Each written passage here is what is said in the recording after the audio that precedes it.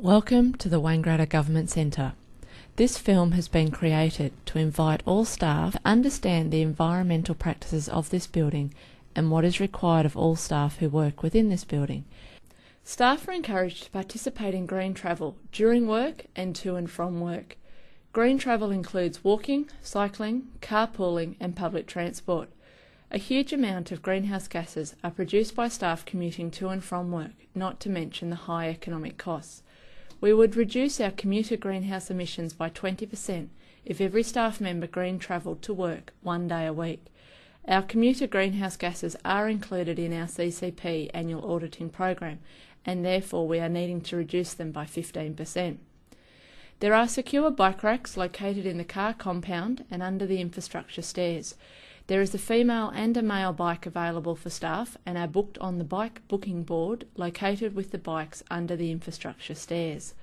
Showers are located on the ground floor between Wangaratta Unlimited and Consumer Affairs, as well as in the penthouse on the roof. Walking buses from Murdoch Road and Green Street areas have been organised by staff. For those who live out of town, you're encouraged to carpool with 3 other staff.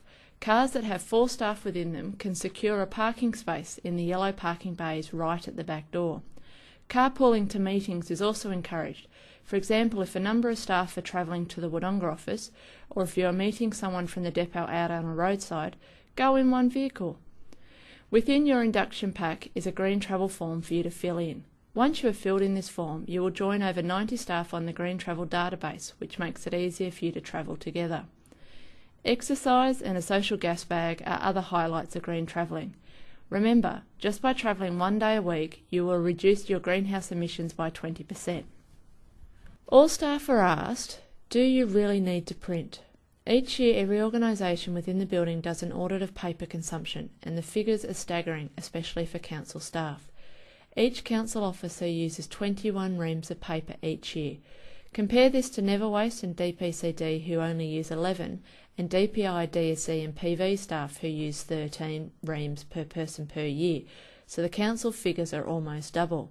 And this is only calculated on white A4 paper, not coloured paper, not letterhead or A3. The cost of this much paper is also staggering.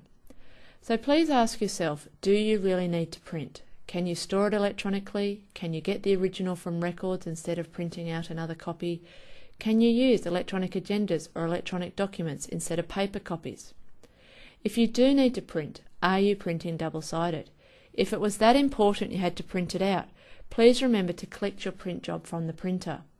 We are aiming to reduce our single-sided paper in our recycle bins, so please reuse unclaimed print jobs through the printer or as notepads.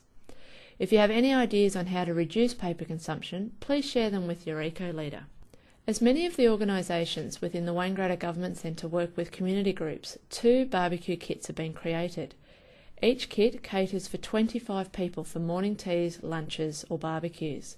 These kits are to reduce the use of disposable plates, cutlery and cups, and to share with the community how easy it is to reduce our waste and to consider our environment. These kits can be booked through Council's Community Development team. Catering is another focus where staff are asked to reduce waste. When organising catering, remember to just cater for your event. You are not feeding everyone else in the office for the day.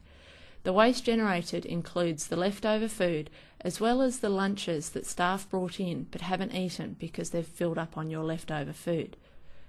Catering depends on who you are catering for and what the event is. A lunch gathering of field staff is very different to a senior citizens' afternoon tea event. There are a number of staff within the building who can help you work out how and what to order, so please ask. Remember to ask if your caterer is a waste-wise business. When organising catering, you are also asked to consider the packaging the food comes in.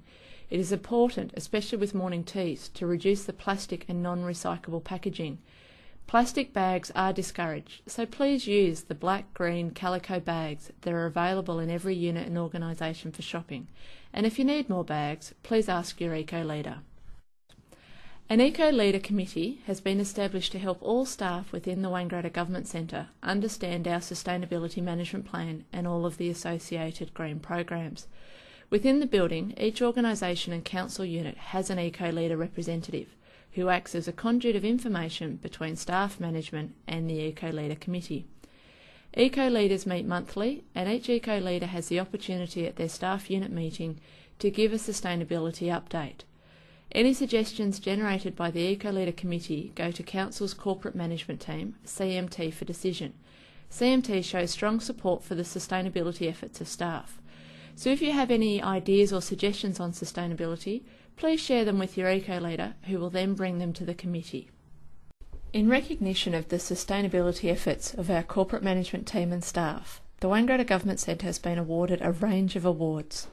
We also have a number of case studies written about us, and there is lots of interest from other local councils. Alpine Shire now has a worm farm, Indigo and Moira councils now have an equivalent Eco-Leader committee, and Mansfield Shire Council is challenging us to be the first gold Wastewise council. These awards recognise the combined efforts of all staff within the building. Please help us with our sustainability efforts by reading the Sustainability Management Plan, and if you have any questions, please ask your Eco Leader or Council's Environment Unit.